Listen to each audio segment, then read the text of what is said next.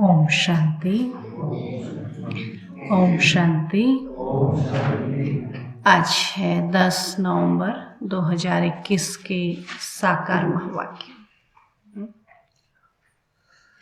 आज बाबा बोले, मीठे बच्चे, भारत सभी का तीर्थ स्थान है। कल का गीत था ना, हमारे तीर्थ न्यारे हैं, तो आज बाबा कहता भारत सभी का तीर्थ स्थान है, इसलिए सब धर्म वालों को भारत तीर्थ की महिमा सुनाओ। इसलिए सब धर्म वालों को भारत तीर्थ की महिमा सुनाओ, सबको संदेश दो, सबको संदेश दो। प्रश्न है, किस पुरुषार्थ से तुम्हारी अंतमति सुगति होगी? किस पुरुषार्थ से तुम्हारी अंतमति सुगति होगी? निद्रा जीत बन जाएंगे। निद्रा जीत बन जाएंगे। उत्तर है, रात को जब सोने जाते हो, रात को जब सोने जाते हो तो पहले बाप और वर्षे को याद करो। पहले बाप और वर्षे को याद करो। स्वदर्शन चक्र फिराते रहो। स्वदर्शन चक्र फिराते रहो। जब नींद आए तो सो जाओ। जब नींद आए तो सो जाओ, फिर अंतमति सुगति हो जाएगी। फिर अंतमति सुगति हो जाएगी। सवेरे उठेंगे तो वही पॉइंट याद आती रहेगी। सवेरे उठेंगे तो वही पॉइंट याद आती रहेगी। ऐसा अभ्यास करते तुम नींद को जीतने वाले बन जाएंगे। ऐसा अभ्यास करते तुम नींद को जीतने वाले बन जाएंगे। जो करेगा सो पाएगा।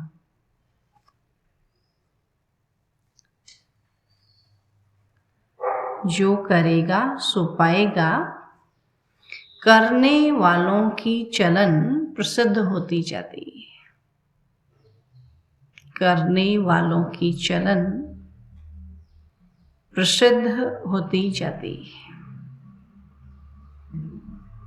गीत है, जो पिया के साथ है उनके लिए हरदम ज्ञान बरसाते हैं। ओम शांति। जो पिया के साथ हैं। अब दुनिया में बाप तो बहुत है, परंतु उन सब का बाप रचयिता एक ही है, और वही ज्ञान का सागर है। ज्ञान से ही सद्गति होती है। तो सद्गति भी मनुष्यों की तब होती है जब सतयुग की स्थापना होनी हो। तो बाबा को ही कहा जाता है सद्गति दाता। तो जब जब संगम का समय हो, तब तो ज्ञान सागर आकर सद्गति में ले जाएंगे। तो इस समय दुर्गति तो सबकी है। सुना, कलयुग में बाबा कहते कोई भी हो, लेकिन इस समय सबकी दुर्गति ही। दुर्गति भी सबकी एक जैसी नहीं होती है। सद्गति भी एक जैसी नहीं तो दुर्गति भी एक जैसी नहीं होती। सबसे प्राचीन भारत है, तो भारतवासियों के ही 84 जन्म गाए हुए हैं। तो जरूर जो पहले पहले मनुष्य होंगे वही 84 जन्मों के लायक होंगे। जो सतयुग आदि में आएंगे ना, बाबा कहते वही 84 जन्म लेंगे। जो त्रेता से आएंगे तो उनके तो कम हो जाएंगे 8 जन्म। तो देवताओं के 84 जन्म, तो ब्राह्मणों के भी 84 जन्म। तो मुख्य को ही उठाया जाता है ना, मुख्य की बात ही सुनाई जाती ना, तो मुख्य ब्रह्मा बाबा, बाबा कहते उन्हीं की बात सुनाते हैं। तो बाप ब्रह्मा द्वारा नई सृष्टि रचने के लिए पहले पहले सूक्ष्म लोक रचते हैं और फिर नई सृष्टि की स्थापना होती है। तो त्रिलोकीनाथ एक बाप है, 3 लोकों का नाथ जो है एक शिव बाबा ही। बाकी उनके बच्चे भी अपने को त्रिलोकी के नाथ कह सकते, क्योंकि जैसा बाप वैसे बच्चे। तो यहाँ तो बहुत मनुष्यों ने नाम भी रखवा दिया है त्रिलोकीनाथ, नाम ही होता है त्रिलोकीनाथ। तो डबल देवताओं के भी नाम रखवाए हैं, गौरी शंकर, राधे श्याम, राधे कृष्ण, 2 नाम अपने ऊपर रखवाए हैं ना। अब राधे और कृष्ण अलग अलग राजाई के थे, तो जो अच्छे बच्चे हैं उनकी बुद्धि में बहुत अच्छी पॉइंट्स की धारणा होती है। जो होशियार डॉक्टर होगा उनकी बुद्धि में बहुत दवाइयाँ होंगी। तो यहाँ भी रोज नई नई पॉइंट्स निकलती जाती है। जिनकी अच्छी प्रैक्टिस होगी वह नई नई पॉइंट्स धारण करते होंगे, और जो धारणा नहीं करते हैं उनको महारथी नहीं कहा जाएगा। सुना, आपकी धारणा करेंगे तो महारथी, धारणा नहीं तो महारथी नहीं। तो सारा मदार बुद्धि पर है। तो हमारी बुद्धि कैसी है? बाबा कहते अपनी बुद्धि को देखो, धारण होता है कि नहीं होता है। कई लोग बोलते हैं ना बुद्धि ऐसी होगी कितना ही सुन लो, कितना ही सुन लो, यहाँ कुछ नहीं रहता है। तो सारा मदार बुद्धि पर है। और फिर तकदीर की भी बात है, तकदीर में ही नहीं है तो कितना ही मेहनत करेंगे कुछ अटकेगा ही नहीं। फिर तकदीर की ये भी ड्रामा है, ड्रामा को कोई जानते नहीं, यह भी समझते हैं कि हम आत्मा शरीर धारण कर पाठ बजाती है, परंतु ड्रामा के आदि मध्य अंत को नहीं जानते, गोया कुछ नहीं जानते, है ना। अगर बाबा को नहीं जाना, ड्रामा को नहीं जाना, तो बाबा कहते कुछ नहीं जानते, तुमको तो जानना चाहिए। बच्चों का तो फर्ज है औरों को बाप का परिचय देना, तो सारी दुनिया को बताना है। कोई ऐसा न कहे कि हमको तो मालूम ही नहीं था। बाबा कहते कल को कोई ऐसा भी तो पता ही नहीं ना, ब्रह्मा को बोला ये क्या होता है। बाबा कहते कल को कोई ये ना कहे कि हमको तो मालूम ही नहीं था। फॉरेन से भी बहुत आने वाले, उन सब का प्रबंध करेंगे बॉम्बे में, फिर रहने करने की व्यवस्था बाबा कहते बॉम्बे में करेंगे। वह लोग तो समर्थ भी हैं, पैसे तो उन्हों के पास बहुत हैं। शिव को अपना बड़ा गुरु तो मानेंगे ना, इसलिए समझाया जाता है कि इन धर्म पिताओं का भी कुछ पार्ट है। तो बच्चों ने शुरू में साक्षात्कार किया था कि यह क्राइस्ट, इब्राहिम आदि सब आएंगे मिलने लिए, है ना। बाबा जो भी धर्म स्थापक हैं अभी इसी धरती पर हैं, वो भी बाबा के पास मधुबन में आएंगे मिलने लिए, तो उनकी फील्ड बनानी चाहिए। सब टूरिस्ट आदि बॉम्बे में आते रहते हैं। भारत सबको खींचता बहुत है ना, सबकी दिल होती ना एक बार भारत देखने जाए। तो असुल भारत बाप का बर्थ प्लेस है, और फिर सब में भगवान कहने से बेहद के बाप का महत्व गुम कर दिया। कहाँ एक सर्वशक्तिवान भगवान जो भारत में ही आते हैं कहा, और फिर कहाँ उन्होंने कह दिया भगवान तो सब जगह। इसलिए बाबा कहते बाप का महत्व गुम कर दिया। तो अभी तुम समझाते कि भारत सबसे बड़ा तीर्थ स्थान है ना, भगवान की जन्म भूमि, भगवान की कर्म भूमि है। है। जब जहाँ पर आकर भगवान ने नई दुनिया की स्थापना की तो बाबा के सबसे बड़ा तीर्थ स्थान हुआ ना। बाकी सब पैगंबर आते हैं अपना धर्म स्थापन करने, उनके पिछाड़ी फिर उनके धर्म वाले भी आते हैं। तो अब है अंत।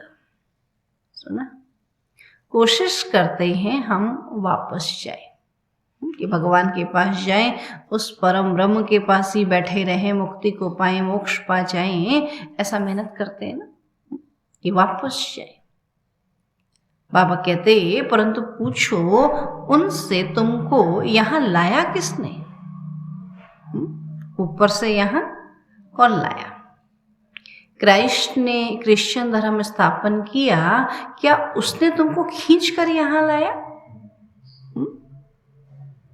अभी सब तंग हो गए हैं वापस जाने के लिए, सब चाहते हैं वापस जाए।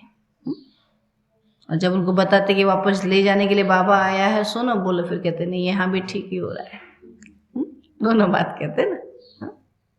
तब बाबा कहते हैं सब आते ही हैं पाठ बजाने, तो पाठ बजाते बजाते आखिरीन दुख में आना ही है। फिर दुख से छुड़ाए सुख में ले जाना बाप का ही काम है। तो बाप का बर्थ प्लेस भारत है। इतना महत्व तुम बच्चे ही जानते हो। बाप का और बाप की जन्मभूमि का महत्व बाप के तुम बच्चे ही जानते हो। जो जानते हैं उन्हों को नशा चढ़ा हुआ है कि वाह, भगवान की जन्म और कर्म भूमि में हम पैदा हुए हैं। तो बाबा कहते हैं उनको नशा चढ़ा हुआ है। कल्प कल्प भारत में बाबा आते हैं, यह सबको बताना है, निमंत्रण देना है। रचना की नॉलेज को कोई भी जानते ही नहीं। बाबा कहते न रचता को जानते न रचना को। तो ऐसा सर्विसेबल बनकर अपना नाम बाला करना चाहिए। सबको बाबा का संदेश देकर के बाबा कहते अपना नाम बाला करना चाहिए, और यह मेला सब तरफ जाएगा। तो जो तीखे बच्चे हैं उनकी मदद मांगते रहते हैं, उन्हों के नाम जपते रहते हैं। एक तो शिव बाबा को जपते हैं, दूसरा ब्रह्मा बाबा को, और तीसरा फिर कुमार का गंगे मनोहर दादी को जपेंगे, है ना। बड़ी दादी को, फिर गंगे दादी और मनोहर दादी ना, दोनों सबसे पहले सेवा में बाहर गए ना।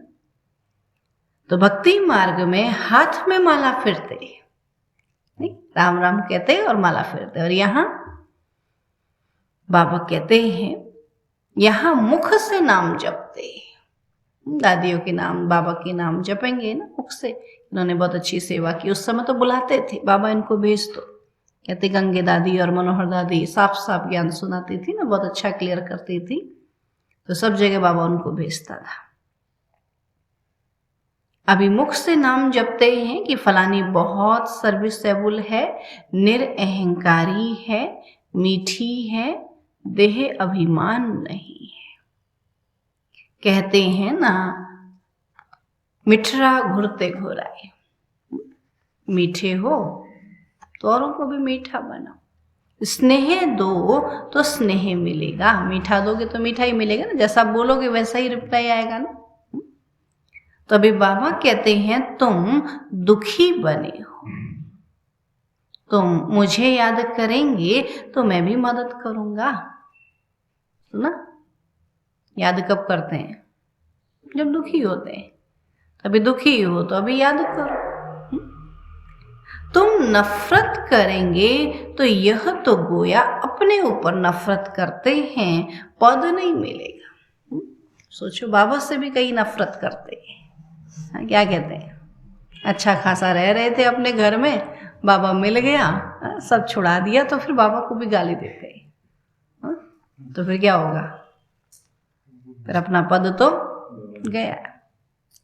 तब बाबा कहते तुम याद करेंगे तो मैं मदद करूंगा, तुम नफरत करेंगे, ये तो अपने ऊपर नफरत करते हैं, फिर पद नहीं मिलेगा। धन कितना अथाह मिलता है, किसी को लॉटरी मिलती है तो कितना खुशी होती है, उनमें भी कितने इनाम आते हैं। अभी तो कई प्रकार की लॉटरी निकलती है ना।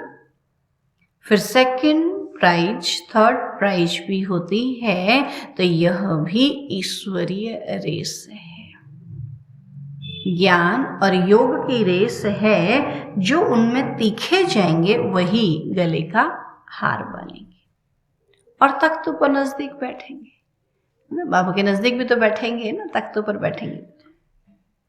तो तुम सब हो कर्म योगी, अपने घर को भी संभालो। ऐसा नहीं कि घर बार छोड़ के आ जाओ, बाबा कहता है। बाबा कहते अपने घर को भी संभालो। क्लास में 1 घंटा पढ़ना है, फिर घर में जाकर रिवाइज करना है। स्कूल में भी ऐसे करते हैं ना, क्या कहते हैं, घर बार बच्चे देखने हैं, कैसे करें, हम नहीं आ सकते।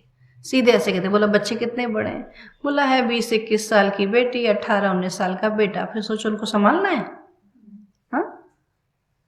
वो आपको संभालेंगे, आप उनको क्या संभालोगे, हाँ? कई ऐसे कहते नहीं लोग, है ना।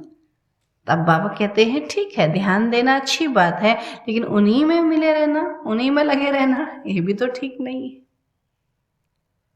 तो पढ़कर फिर घर में जाकर रिवाइज करते हैं, तो बाबा कहते हैं 1 घड़ी आधी घड़ी, आधी की पुनः आध, तो दिन में 8 घड़ी होती है।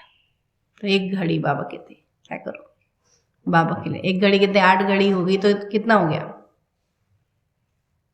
1 घड़ी 3 घंटी, 8 दिन 24। तो उनमें भी बाप कहते हैं 1 घड़ी आधा घड़ी, अच्छा आधी की भी आधी घड़ी, 15-20 मिनट भी क्लास में पढ़कर धारणा कर, फिर धंधे दौरी में चक्कर लगाओ। आगे तुमको बाबा बिठाते थे तो बाप की याद में बैठो, बिठाते थे। स्वदर्शन चक्र फिराओ, याद का ज्ञान तो था ना। बाप और वर्षे को याद करते, स्वदर्शन चक्र फिराते, जब देखो नींद आती है तो सो जाओ। यहाँ तो सारा दिन क्या आती है, हाँ? फिर तो सारा दिन सोते रहेंगे, ऐसे भी नहीं ना, काम धंधा भी कर। रात की बात बाबा कह रहा है, हाँ? यहाँ बोला दिन में नींद आ रही, योग में नींद आ रही, फिर सो जाओ, ऐसा थोड़ी है, हाँ? रात को बाबा कहते हैं, दिन में तो कर्म धंधा कर्म योगी हो कहा ना, लेकिन रात में बाबा कहते हैं याद करो, कोशिश करो, याद करो, और फिर नींद आती तो सो जाओ। ऐसे अभ्यास बाबा कहते हैं कि स्वदर्शन चक्र फिराते बाबा और वर्षे को याद करते रहो, और जब देखो नींद आती है तो सो जाओ, फिर अंतमति सुगति हो जाएंगे। फिर सवेरे उठेंगे तो वही पॉइंट्स याद आती रहेंगी, है ना। अभी कितने लोग रात में दब के मर गए ना, अभी रात में बाबा को याद करके सोए होंगे तो क्या होगा, अंतमति सुगति हो जाएगी। अगर किसी किसकी याद में मरे होंगे तो फिर वहीं पहुंचेंगे। तो फिर सवेरे उठेंगे तो वही पॉइंट्स याद आती रहेगी। तो ऐसे अभ्यास करते करते तुम नींद को जीतने वाले बन जाएंगे। अब जो करेगा सो पाएगा, करने वाले का देखने में आता है। जिसने याद किया होगा, पुरुषार्थ किया होगा, तो वो दिखाई देगा। चलन प्रसिद्ध होती है, देखा जाता है, यह विचार सागर मंथन करते हैं, धारणा करते हैं, कोई लोभ आदि तो नहीं है। यह पुराना शरीर है, इनका भी बहुत ख्याल नहीं करना है। हर घड़ी इसी की चिंता करते रहो, बाबा कहते वो भी नहीं करना है। यह ठीक भी तब रहेगा जब ज्ञान योग की पूरी धारणा होगी। धारणा नहीं होगी तो बाबा कहते शरीर और सड़ता जाएगा। सुना, ज्ञान योग की धारणा होगी तो शरीर ठीक रहेगा, और ज्ञान योग की धारणा नहीं होगी तो ये शरीर और सड़ता जाएगा। सड़ते सड़ते बिल्कुल ही कब्र दाखिल हो जाएगा। सुना, जो बाबा को याद करते एकदम फिट रहते, भूले तो गए। तो नया शरीर फिर भविष्य में मिलना है, आत्मा को पवित्र बनाना है। और ये तो पुराना मूत पलीती शरीर है, इनको कितना भी पाउडर लगाओ तो भी वर्थ नॉट ए पेनी है। अब तुम सबकी सगाई शिव बाबा से है। जब शादी होती है तो उस दिन पुराने कपड़े पहनते हैं। अब इस शरीर का स्थूल श्रृंगार ज्यादा नहीं करना है। सुना, बाबा के सारे दिन किस में लगे रहते हैं, शरीर में ना, तो इसलिए बाबा कहते हैं शरीर का ज्यादा श्रृंगार नहीं करना है। ज्ञान योग से अपने को सजाएंगे तो परियां बन जाएंगी। तो यह है ज्ञान मान सरोवर। इसमें ज्ञान की डुबकी मारते रहो तो तुम स्वर्ग की परियां बन जाएंगी। प्रजा को परी नहीं कहेंगे। बाबा क्या कहता है, आज क्या बनना है, राजा, प्रजा नहीं बनना। कहते हैं कृष्ण ने भगाया फिर महारानी पटरानी बनाया। ऐसे तो नहीं कहेंगे भगाकर प्रजा में चंडाल बनाया।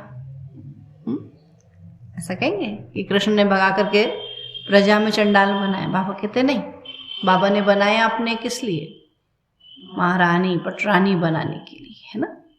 तो भगाया ही पटरानी बनाने के लिए, तो तुमको भी ऐसा पुरुषार्थ करना चाहिए ना। जब आई गए, घर छोड़ ही दिया, बाबा को पकड़ ही लिया, तो फिर क्या बनना है, फिर महारानी बनना है ना। फिर क्यों हैरान परेशान होना है, हा?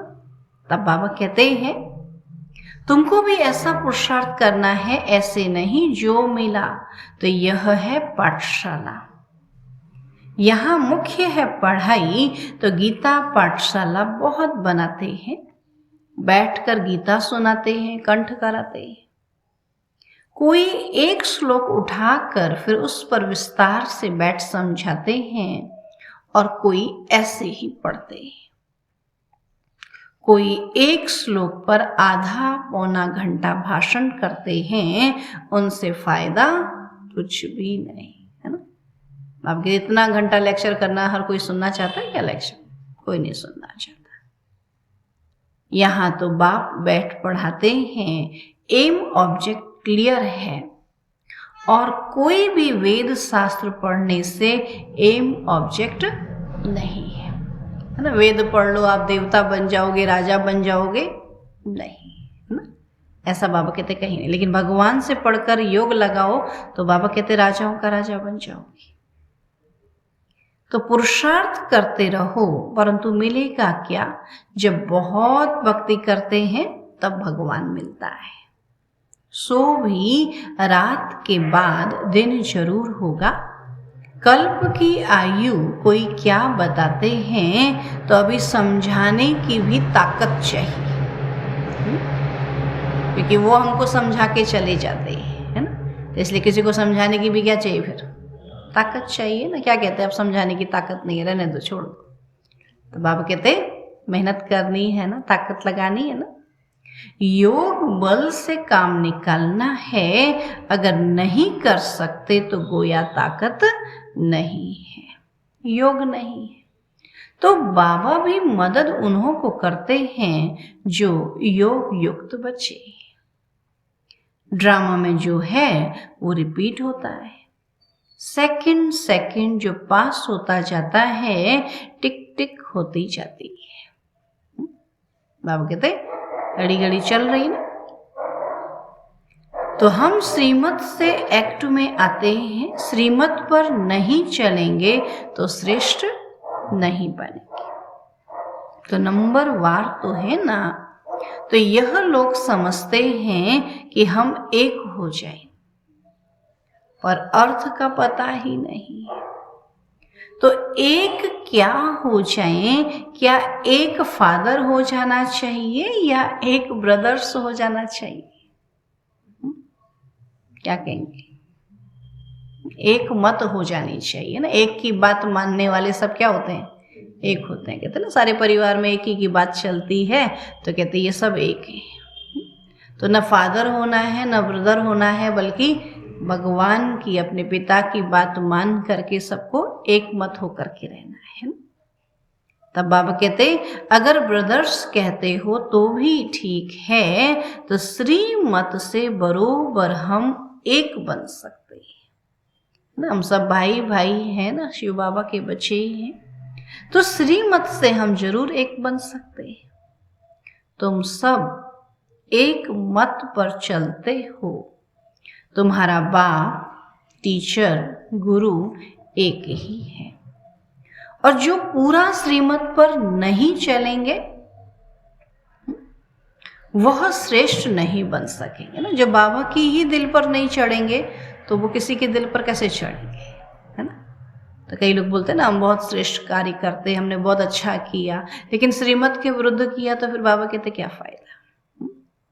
तो जो पूरा श्रीमत पर नहीं चलेंगे वह श्रेष्ठ नहीं बन सकेंगे। अगर एकदम नहीं चलेंगे तो खत्म हो जाएंगे। रेस में जो लायक होशियार होते हैं उनको ही रखते हैं। बड़ी रेस में अच्छे घोड़े निकालते हैं क्योंकि लॉटरी भी बड़ी रखते हैं। तो ये भी तो रेस है ना सतयुग की। तो यहाँ भी तो बाबा ने क्या कर रखा, अच्छे अच्छे बच्चों को चुना है ना। तो यह भी ह्यूमन अश्व रेस है, हुसैन का भी घोड़ा दिखाते हैं। तो हिंसा दो प्रकार की होती है।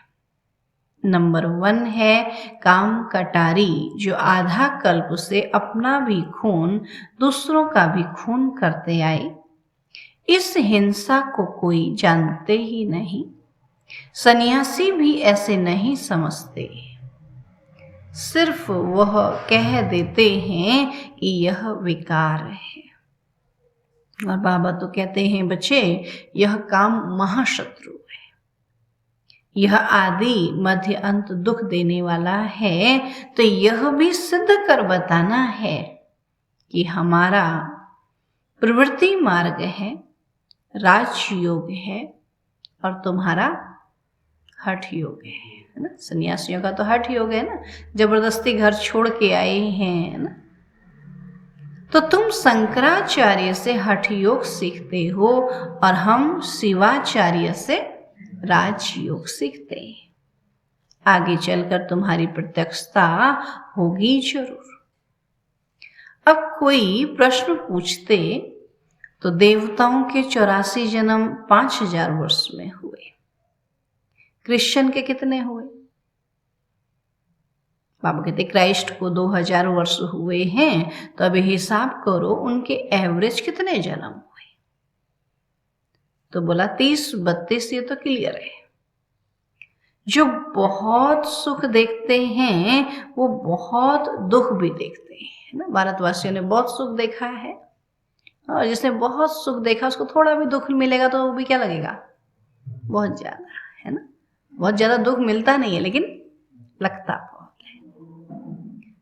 तब बाबा कहते हैं जो बहुत सुख देखते हैं वो फिर बहुत दुख भी देखते हैं, और धर्म वालों को कम सुख तो कम दुख मिलता है।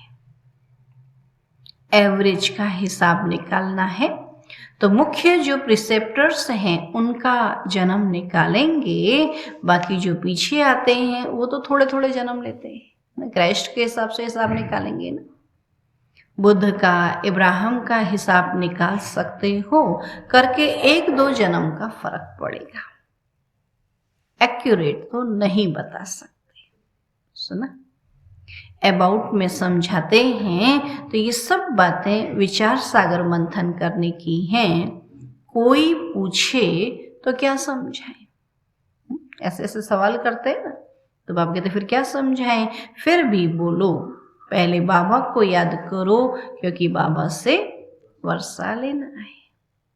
जन्म जितने लिए होंगे उतने ही लेंगे। पहले वर्षा तो लो, सतयुग मत हो जाओ। बाबा से वर्षा लो, अच्छी रीति समझाना है, मेहनत का काम है। बाबा किसी को समझाना मेहनत का काम है। बच्चे बम्बई में बहुत मेहनत कर रहे हैं क्योंकि उनको बहुत सक्सेसफुल होना है। इसमें बुद्धि चाहिए। बाबा के धन से बहुत लव चाहिए, कोई तो धन नहीं लेते है ना, सेवा करते हैं लेकिन धन नहीं लेते। अरे ज्ञान रतन लो, धारण करो, तो कहते हैं हम क्या करें, हम समझते ही नहीं। किसी को सुनाओ ना, बोला किताब पढ़ो, बोला हमको पढ़ना ही नहीं आता, सीधे सीधे कह फिर क्या कहेंगे, बोला सुनो, बोला समझ ही नहीं आता। आजकल तो बहुत अच्छे, बोला कान ही नहीं सुनते हैं, बात ही खत्म। तो नहीं समझते हैं तो तुम्हारी भावी ड्रामा में फिर है ही नहीं। अच्छा, मीठे मीठे सिकी लधे बच्चों प्रति माता पिता बाप दादा का याद प्यार और गुड मॉर्निंग। रूहानी बाप की रूहानी बच्चों को नमस्ते। हम रूहानी बच्चों की रूहानी बाप दादा को नमस्ते नमस्ते नमस्ते। धारणा के लिए मुख्य सार है, शरीर को ठीक रखने के लिए ज्ञान योग की धारणा करनी है। शरीर को ठीक रखने के लिए ज्ञान योग की धारणा करनी है। किसी भी चीज का लोभ नहीं रखना है, किसी भी चीज का लोभ नहीं रखना है। इस ज्ञान योग से सजना है, स्थूल श्रृंगार से नहीं। इस ज्ञान योग से सजना है, स्थूल श्रृंगार से नहीं। दूसरा पॉइंट है, एक घड़ी आधी घड़ी पढ़ाई अवश्य पढ़नी है। एक घड़ी आधी घड़ी पढ़ाई अवश्य पढ़नी है। ज्ञान और योग में रेस करनी है। ज्ञान और योग में रेस करनी है। वरदान है आज का, सर्व के दिलों के राज को जान। सर्व के दिलों के राज को जान, सर्व को राजी करने वाले सदा विजयी भव। सर्व के दिलों के राज को जान, सर्व को राजी करने वाले सदा विजयी भव। बाबा कहते हैं विजयी बनने के लिए हर एक के दिल के राज को जानना है। किसी के मुख द्वारा निकलने वाले आवाज से उसके दिल के राज को जान लो तो विजयी बन सकते हो। लेकिन दिल के राज को जानने के लिए अंतर्मुखता चाहिए, और जितना अंतर्मुखी रहेंगे उतना हर एक के दिल के राज को जानकर उसे राजी कर सकेंगे। तो राजी करने वाले ही विजयी बनते हैं। सुना, जो सबको राजी करेंगे वही विजयी बनते हैं। स्लोगन है, वैराग्य ऐसी योग्य धरनी है। वैराग्य ऐसी योग्य धरनी है जिसमें जो भी फल डालेंगे वह फलीभूत अवश्य होगा। वैराग्य ऐसी योग्य धरनी है जिसमें जो भी फल डालेंगे वह फलीभूत अवश्य हो। जब सब बातों से उपराम वैराग्य हो जाएगा ना, आप जो चाहेंगे फिर वो आपको प्राप्ति होगी। लेकिन उसके लिए फिर क्या चाहिए? वैराग्य, है ना। इच्छाएं, कामनाएं, तृष्णाएं बाबा कहते न हो। जब सब चीज़ों से वैराग्य होगा तो हमारी मनसा फलीभूत होगी।